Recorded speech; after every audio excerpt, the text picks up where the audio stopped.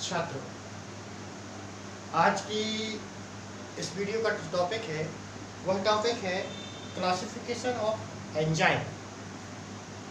अब एंजाइम का क्लासिफिकेशन हम थोड़ा सा पहले भी पढ़ चुके हैं कि एंजाइम को दो प्रकारों में बांटा गया था संरचना के आधार पर, जिसे हमने कहा था सिंपल और conjugated.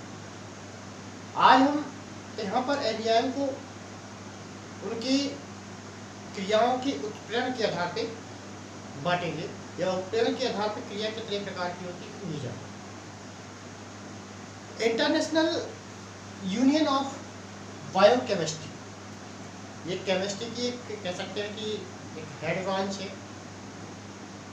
International union of biochemistry की बात करते हैं। इन्होंने क्या किया था कि एंजाइम को उनके द्वारा उत्प्रेरित किए जाने वाले अभिक्रिया के आधार पर 6 प्रकारों में बांटा। इंटरनेशनल यूनियन ऑफ बायोकेमिस्ट्री ने एंजाइमों के द्वारा उत्प्रेरित किए जाने वाले क्रियाओं के आधार पर एंजाइमों को 6 प्रकारों में बांटा। आज हम इन्हीं 6 प्रकारों के बारे में जानेंगे। वीडियो शुरू करने से पहले थोड़ा सा एक रिक्वेस्ट है, जैसा कि हर यूट्यूबर करते हैं कि जो लोग चैनल पर पहली बार है, नए हैं, तो चैनल को सब्सक्राइब कर लें, साथ ही में बेल आइकन को प्रेस कर लें ताकि हमारे आने वाले वीडियो का नोटिफिकेशन उन्हें मिलता रहे। साथ ही में वीडियो को लाइक और शेयर जरूर करें, अधिक से अधिक, क्या इससे हमारा भी मनोबल बना रहता है। आइए शुरू करते हैं आज का टॉपिक। जैसे कि हमने बताया था पहले कि आज का जो हमारा टॉपिक है वो है क्लासिफिकेशन ऑफ एंजाइम। तो क्लासिफिकेशन ऑफ एंजाइम किसके आधार पर है? इंटरनेशनल IU, इसको पूरा लिख देते हैं, इंटरनेशनल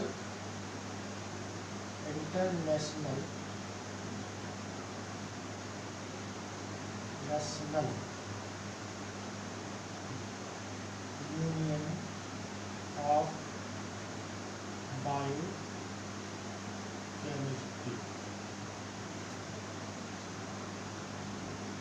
ये एक संस्था है, ठीक है। इंटरनेशनल यूनियन ऑफ बायोकेमिस्ट्री की बात करते हैं तो एक संस्था है।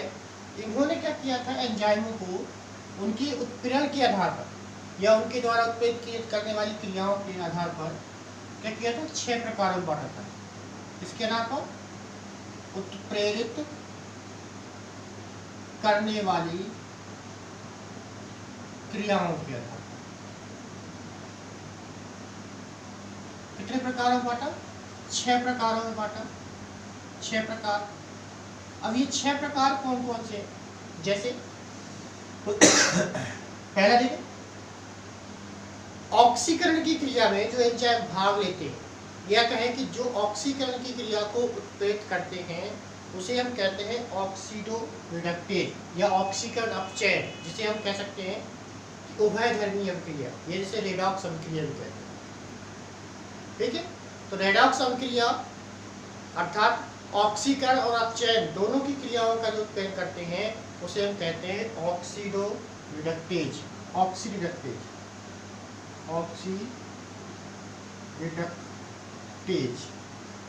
ठीक है।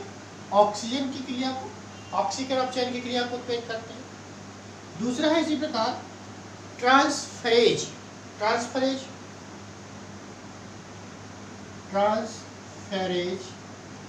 ठीक। तीसरा है इसमें लाइसेज,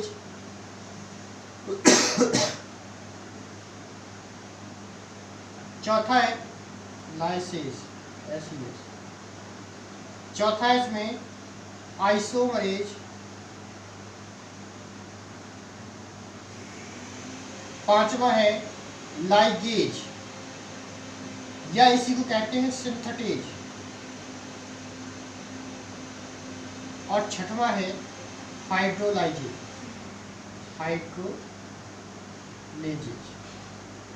ठीक। ये 6 हार्मोन है, ये 6 एंजाइम है।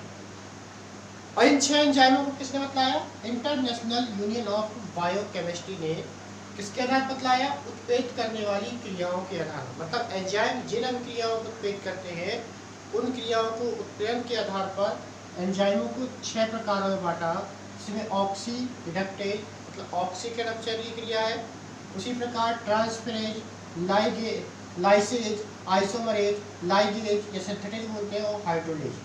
अब हम इसके बारे में क्या है एक एक करके डिटेल से जानेंगे कि ऑक्सी रिडक्टेज कौन सा है, ट्रांसफेरेज कौन सा एंजाइम कहलाता है, लाइसेज कौन सा कहलाता है, आइसोमरेज कौन सा कहलाता है, लाइगेज या सिंथेटेज कहलाती है, और हाइड्रोलाइजेज क्या कहलाते हैं। तो इनके बारे में हम एक एक करके जानेंगे। चलिए देखते हैं।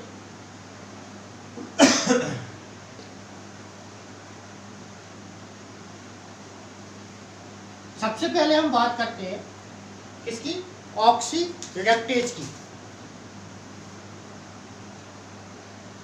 ऑक्सी रिडक्टेज,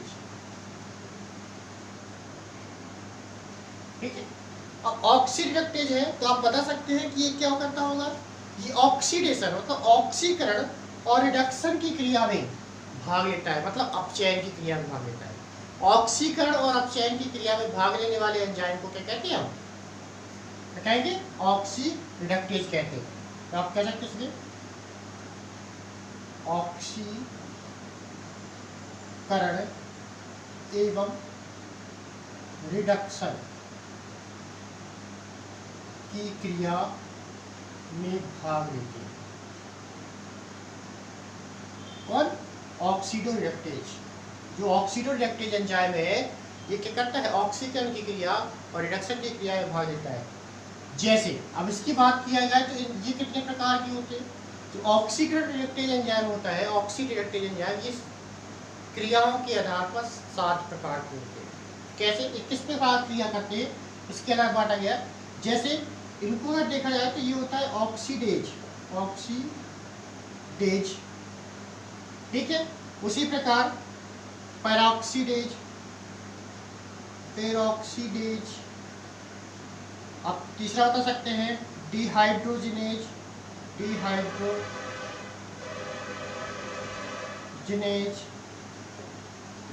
चौथा बता सकते हैं आप रिडक्टेज। पांचवा बता सकते हैं ऑक्सीजिनेज,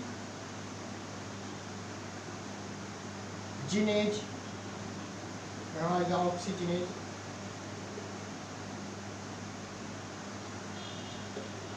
छठवां बता सकते हैं आपका हाइड्रोलेज, और सातवां है आपका कैटालेज। ये सब क्या है, ऑक्सीडेज, ये पेरोक्सीडेज, डिहाइड्रोजिनेज, रिडक्टेज, ऑक्सीजिनेज, हाइड्रोलेज और कैटालेज, ये सभी क्या है, ऑक्सी रिडक्टेज एंजाइम है। कौन से हैं, ऑक्सी रिडक्टेज एंजाइम है ये सभी, अर्थात ऑक्सीकरण और रिडक्शन अपचयन की क्रिया में भाग लेते हैं।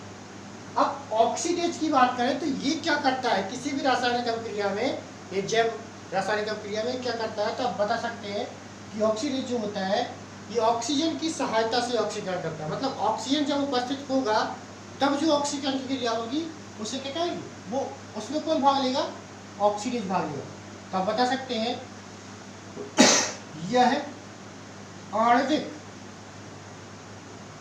ऑक्सीजन की उपस्थिति में ऑक्सीकरण करता है, ऑक्सीकरण करता है, ठीक है, सिंपल सा। आणविक ऑक्सीजन अगर उपस्थित है तो ऑक्सीकरण की क्रिया हो रही है, तो क्या होगा यहाँ पे, ऑक्सीडेज एंजाइम भाग लेगा। उसी प्रकार दूसरा है पेरोक्सीडेज। पेरोक्सीडेज से तात्पर्य है कि जो पेरोक्सीडेज होते हैं ये क्या करते हैं, H2O2 हाइड्रोजन पेरोक्साइड की उपस्थिति में क्या करते हैं, हाइड्रोजन पेरोक्साइड की उपस्थिति में हाइड्रोजन को हटाते हैं। ये क्या करते हैं, H2O2 की उपस्थिति में हाइड्रोजन को विस्थापित करते हैं, हाइड्रोजन को हटाते हैं, ठीक है। तो अगर किसी भी ऐसी रासायनिक अभिक्रिया जहाँ पे ऑक्सीकरण और अपचयन क्रिया हो रही है तो वहाँ पे अगर H2O2 उपस्थित है तो वो क्या करेगा, हाइड्रोजन को हटाने का कार्य कौन करता है, पेरोक्सीडेज। इसी प्रकार अगर डिहाइड्रोजिनेज की बात करते हैं तो ये क्या करते हैं कि H2O2 की अनुपस्थिति में, जब H2O2 नहीं होता है, उस स्थिति में हाइड्रोजन को हटाने का कार्य कौन करेगा? डिहाइड्रोजनेज। या H2O2 की अनुपस्थिति में हाइड्रोजन को हटाता है, हाइड्रोजन को हटाता है।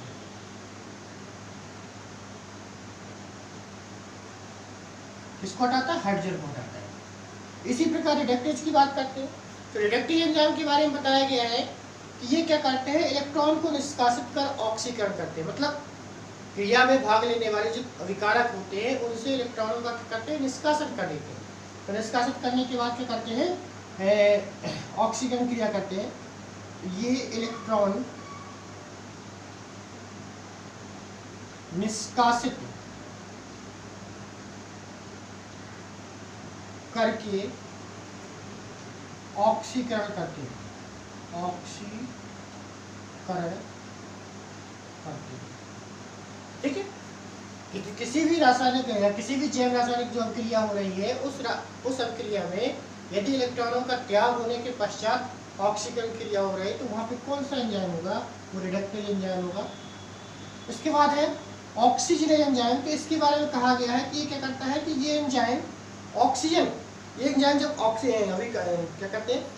ये एंजाइम क्या करते हैं? अभिकारक का ऑक्सीजन में 2 ऑक्सीजन परमाणु को जोड़ते हैं। ये क्या करते हैं? ऑक्सीकरण की अभिक्रिया में 2 ऑक्सीजन परमाणु को जोड़ने का कार्य करते हैं। तो आप बता सकते हैं ये एंजाइम अभिकारक मतलब जो क्रिया करने वाले होते हैं, अभिकारक का ऑक्सीकरण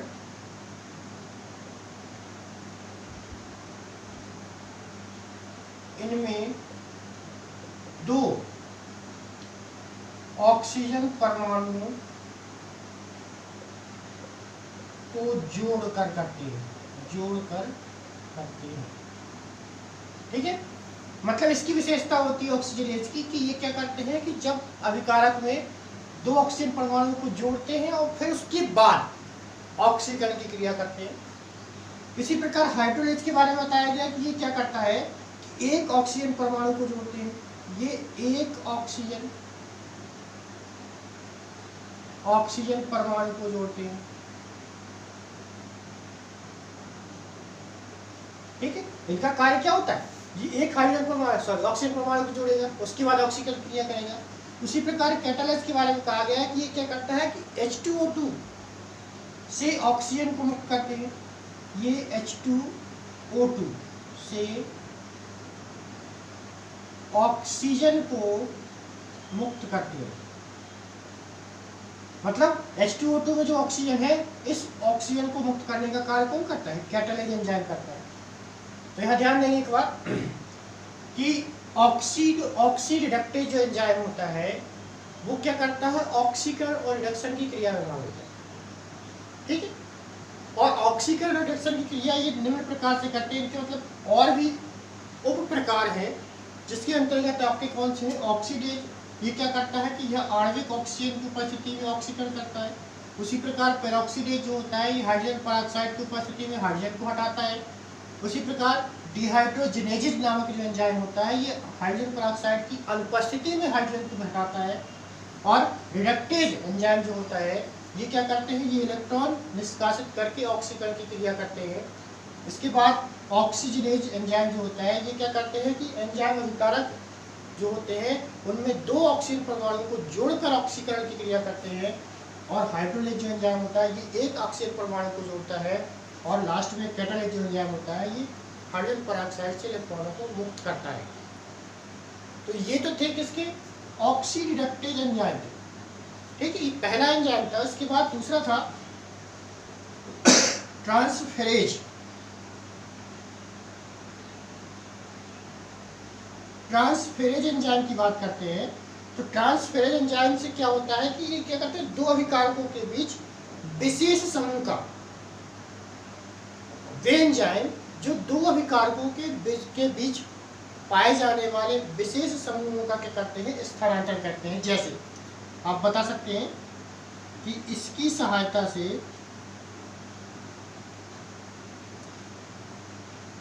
दो अभिकारकों के बीच किसी विशेष समूह का स्थानांतरण होता है, का स्थानांतरण होता है। जैसे देखिए एक एग्जाम्पल के माध्यम से, जैसे A प्लस बी PO4 है, ठीक है, ये अभिकारक है। अब इन अभिकारकों की जैसे क्या होगा, हमने कहा कि किसी विशेष समूह का स्थानांतरण होता है, तो इसमें विशेष समूह क्या है, फास्फेट समूह है। तो फास्फेट समूह का स्थानांतरण कैसे जाएगा कि A PO4 बन जाएगा और प्लस क्या बनेगा B। मतलब देखिए फास्फेट समूह जो B के साथ था वो कहाँ आ गया, A के साथ हो गया, मतलब इनके बीच आदान प्रदान हो गया विशेष समूह का। तो विशेष समूह के स्थानांतरण के आधार पर इनको भी कैटेगरी में बांटा गया। जैसे देख लेते हैं ट्रांसकीटोलेज,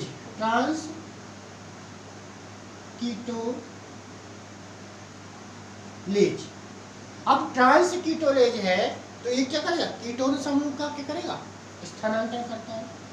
ये क्या करता है, कीटोन समूह का स्थानांतरण करता है, स्थानांतरण, ठीक। इसके बाद दूसरा है इसी में ट्रांसएल्डोलेज,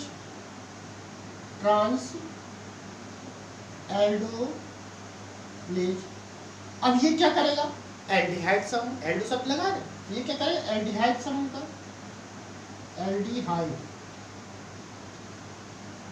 एल्डिहाइड समूह का करता है, स्थानांतरण करता है। इसी प्रकार तीसरा देखते हैं ट्रांस एमिनेज। अब ट्रांस एमिनेज शब्द है तो एमिनेज से तात्पर्य होता है एमीन समूह। ट्रांस एमिनेज है तो ये क्या करेगा, एमीन समूह का स्थानांतरण करेगा, एमीन समूह, ठीक। चौथा है इसमें आपका ट्रांस कार्बोक्सिलेज। ट्रांस कार्बोक्सिलेज है तो ये क्या करेगा, कार्बोक्सिलिक अर्थात एसिड समूह का क्या करेगा, विस्थापन करेगा या स्थानांतरण करेगा। तो आप कह सकते हैं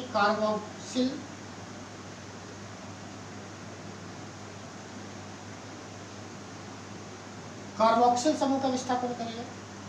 इसी प्रकार हेक्सोकाइनेज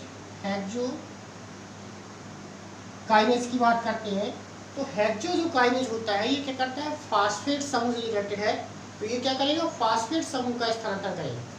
ये क्या करता है, फास्फेट समूह का स्थानांतरण करता है। और लास्ट है आपका फास्फोराइलेज।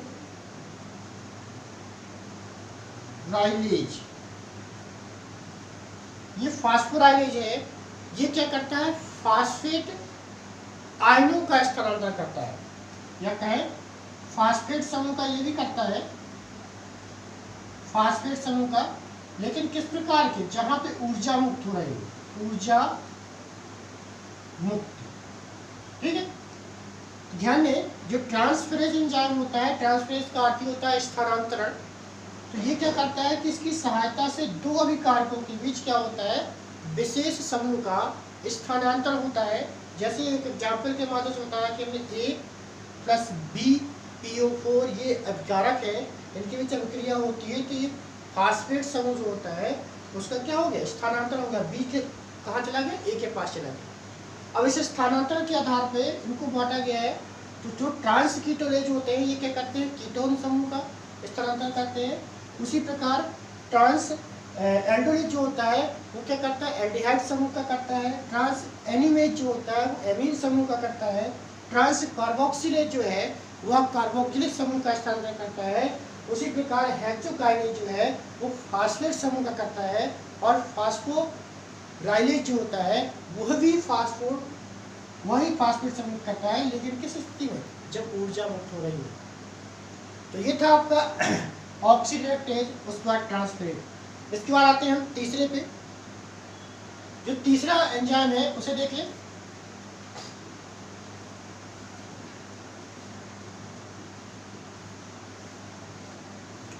तीसरे नंबर पे है आपका हाइड्रोलेज। क्या है, हाइड्रोलेज की बात कर लेते हैं, ये तीसरा है हाइड्रोलेज। अब हाइड्रोलेज है तो ये क्या करते हैं, जल अपघटन का कार्य करते हैं। क्या करेंगे, जल अपघटन का कार्य करते हैं। जैसे पाचन की क्रिया में भाग लेने वाले जितने भी एंजाइम होते हैं वो क्या है, सब हाइड्रोलेज एंजाइम। ठीक है, तो आप बता सकते हैं कि ये जल अपघटन की क्रिया में भाग लेते हैं। जैसे पाचन की क्रिया में भाग लेने वाले एंजाइम, पाचन की क्रिया में भाग लेने वाले एंजाइम। ठीक है, जैसे पेप्सिन, रेनिन, ये सब पाचन की क्रिया में भाग लेते हैं, तो इनकी बात करते हैं। उसके बाद चौथा है आपका लाइसेज, LAYSES, लाइसेज। अब लाइसेज की बात करें तो ये क्या करते हैं कि ये अभिकारकों के बीच परमाणु समूह का विस्थापन करते हैं, परमाणुओं का विस्थापन करते हैं। क्या बनाते हैं, द्विबंध, डबल बॉन्ड बनाते हैं।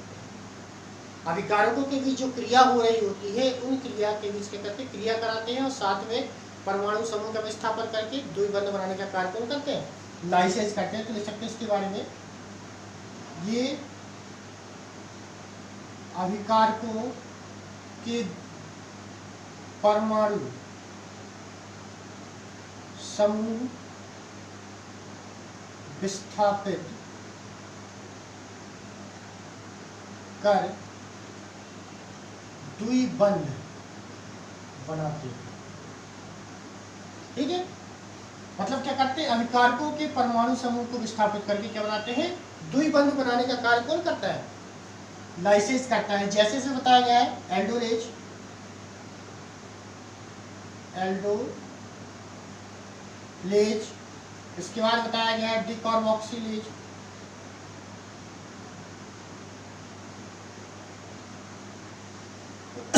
फिर इसमें फ्यूमरेज, इसके बाद है एकोटिनेज, ETC। ठीक है, ये कुछ एग्जाम्पल बताए गए हैं किसके, लाइसेज की। ये क्या करते हैं, एल्डोलेज, डिकार्बोक्सिलेज, फ्यूमरेज और एकोटिनेज जैसे एंजाइम जो होते हैं, ये क्या करते हैं कि किसी भी अभिकारकों के परमाणु समूह का विस्थापन करके द्विबंध बनाने का कार्य करते हैं। ठीक, अगला है 5वें नंबर का, 5वें नंबर पे आइसोमरेज। कौन सा एंजाइम है, आइसोमरेज, आइसोमरेज। ये समावेशी एंजाइम कहलाते हैं। क्या कहलाते हैं, समावेशी एंजाइम कहलाते हैं। अर्थात ये क्या करते हैं कि यह समावेशिता उत्परिवर्तन को प्रदर्शित करते हैं। यह समावयवता उत्परिवर्तन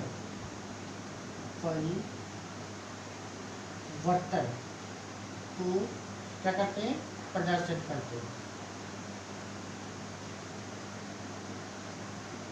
अब कैसे प्रदर्शित करते हैं, जैसे कि एग्जाम्पल बताया है कि जो ग्लाइकोलाइसिस की क्रिया होती है जिसमें ग्लूकोज के एक अणु से पायरुविक अणु के दो अणुओं का निर्माण होता है, तो उसमें एक कंपोनेंट बनते हैं ग्लिसरॉल्डिहाइड 3-फास्फेट। इसे बताया गया जैसे ग्लिसरॉल्डिहाइड,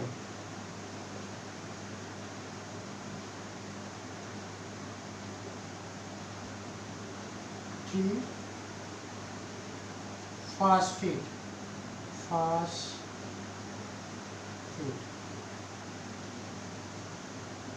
ग्लिसरॉल्डिहाइड 3-फास्फेट।